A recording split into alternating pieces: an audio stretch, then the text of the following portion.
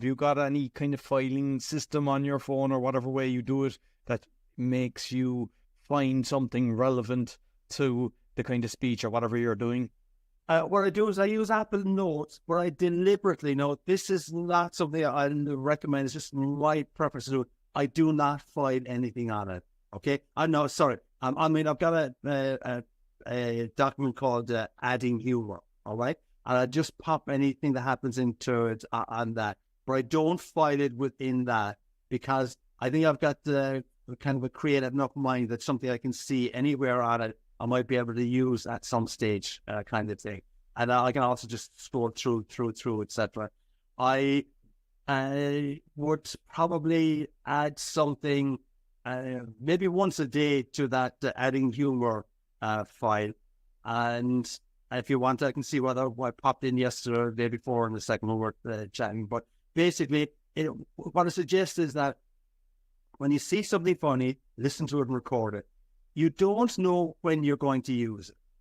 But the next time you're making a speech or a presentation, just start flicking through some of those things and say, hey, I can actually use that little anecdote or I can use that line.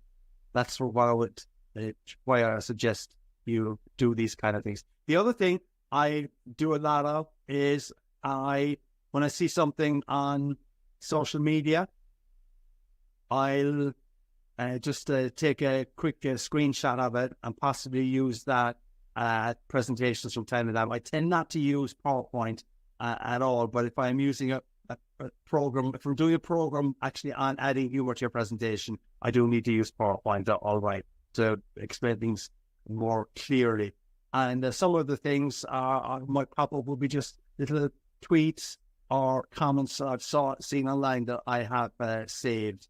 And if you are on the tweeter, as I call it, okay, or X, as Mr. Elon Musk would now like to call us, but if you're on Twitter or X, there's probably a few people that put a smile on your face. Why not follow them?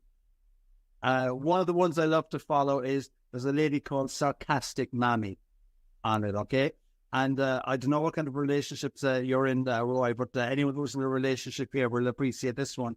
And I could be talking, let's say, to an audience about communication or understanding other people. I remember one of her comments she wrote was, I sent my husband to the supermarket to buy some groceries and I turned off my phone. He has to learn independence. Okay? So, I mean, again, I didn't create that. I just saw it, but I actually give her credit for it when I'm speaking about it. And if I'm speaking to a group of women in particular, they say, that's my husband, okay?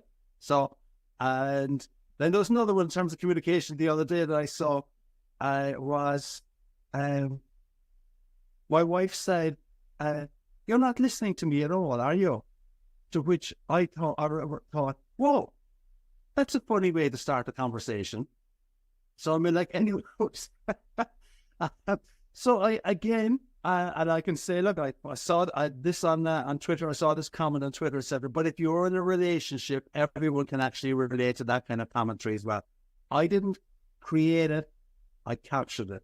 And if your listeners just once a day capture some little piece of humor, after 28 days, they've got 28 little pieces of humor. And you might only use 2 of them sometime somewhere. But if you're doing sales calls and you put a smile on someone's face, you've got a much better chance of making that call and closing the deal.